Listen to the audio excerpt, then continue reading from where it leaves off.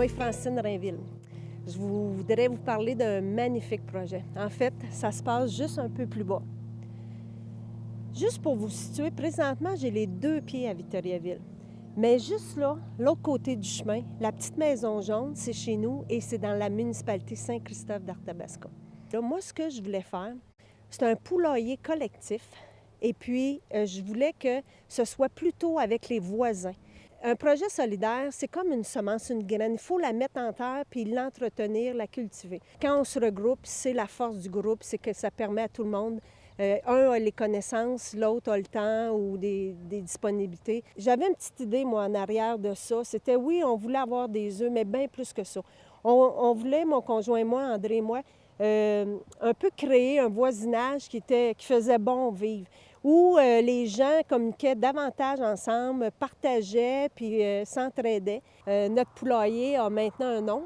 C'est les cocos responsables, qui signifie beaucoup de choses. J'ai pas besoin, je pense, d'expliquer longtemps. On a une coco-relationniste qui, elle nous a proposé ce nom-là. Puis là, aujourd'hui, c'est, on peut dire, la journée d'ouverture du poulailler.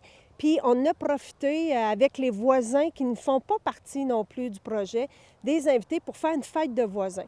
Puis on espère que le poulailler, dans le fond, sera juste un projet qui débute une grande solidarité dans tout le voisinage de proximité ici. Alors là, moi, je vous invite à me suivre. On va aller rejoindre le groupe en bas qui sont déjà en train de manger des toasts, boire du café puis festoyer.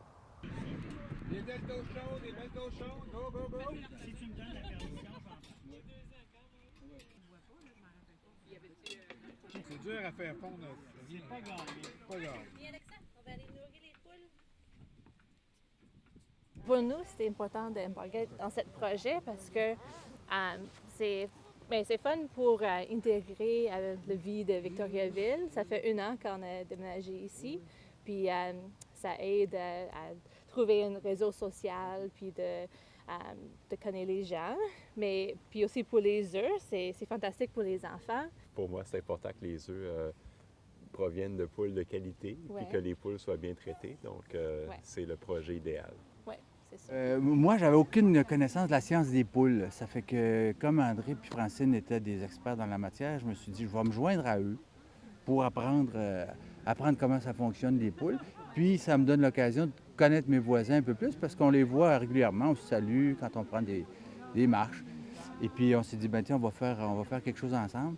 Alors, c'est pas mal ça que ça m'apporte. Puis en même temps, ben on est content de participer à une activité qui nous permet de générer un petit peu de nourriture locale tous ensemble, puis d'en profiter.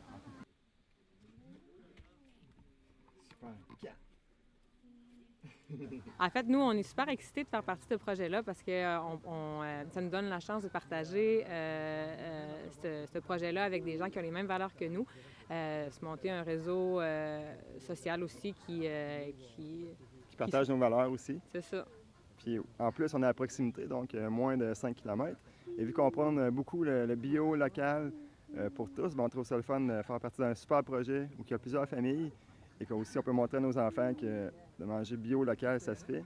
Et en plus, en collaborant avec un beau projet de poulailler, les cocos responsables. Nous, dans le fond, on a décidé de participer au projet de poulailler collectif. Dans le fond, on trouvait que c'était une belle idée pour la coopération, puis on voulait montrer ces valeurs-là à notre petit garçon. On voulait aussi lui montrer c'était quoi, d'où ça venait les œufs, puis comment ça fonctionnait un poulailler, puis de travailler avec les voisins, bien, ça nous montre des belles valeurs de coopération puis de solidarité. Ça fait en sorte qu'on partage aussi avec les gens. On apprend à se connaître.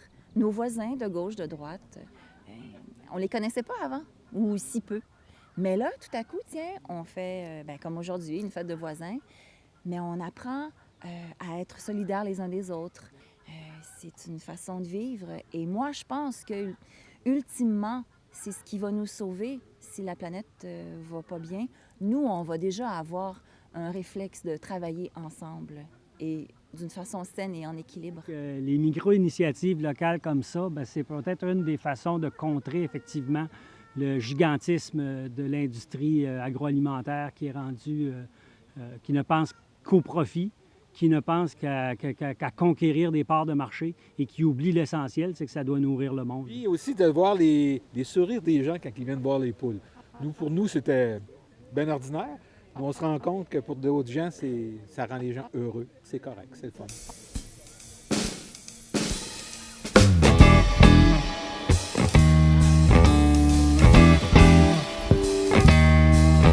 Je pense qu'on va être des voisins vraiment solidaires, ce qui fait que c'est les bons côtés d'être à côté.